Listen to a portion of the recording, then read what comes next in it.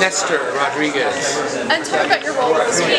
So I played the character of Carlo, who is a funeral director slash manager, funeral home, morgue director slash manager. The protagonist, Guy Park,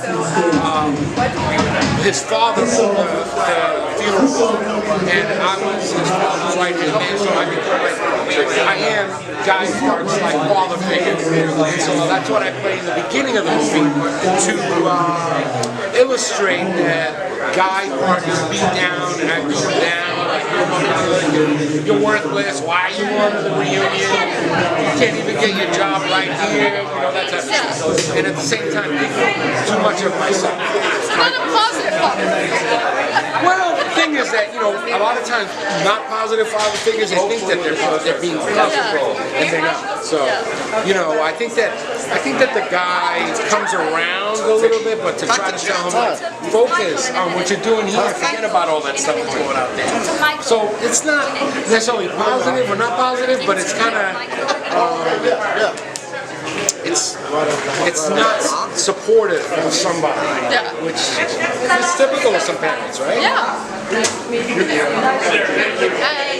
what did you love making this movie? Did I love making the movie? I worked one day.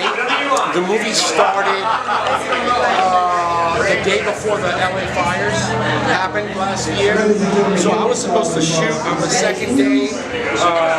Actually, the second day of the first day of the fires. The next day, I was supposed to shoot the film.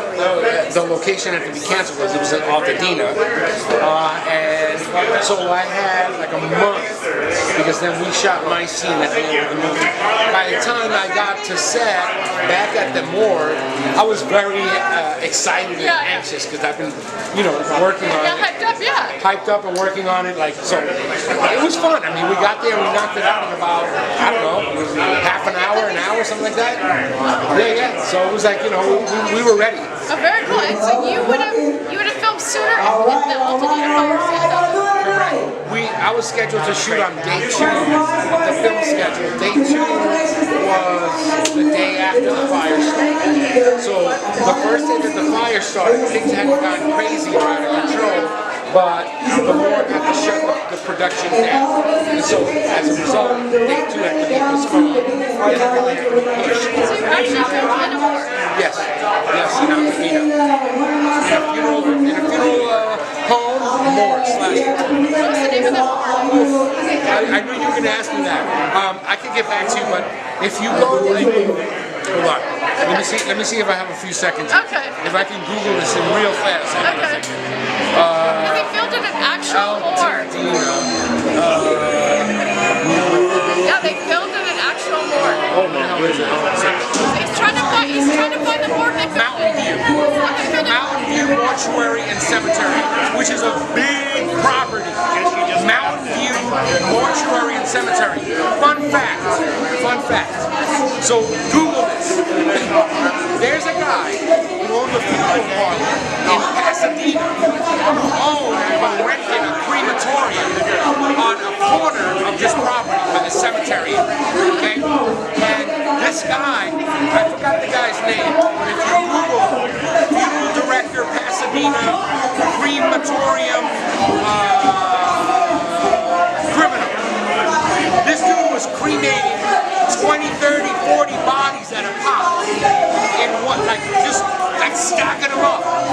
And where he rented his cremation area was on the corner of this particular cemetery. It burned down, so it's no longer there.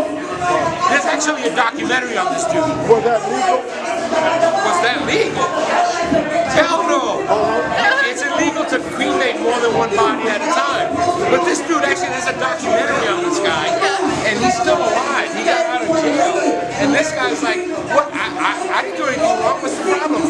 When I give you the remains of a deceased, there's particles left of another body there that was cremated before. So you're technically getting particles of other bodies from the crematorium. This guy's crazy. He's justifying it.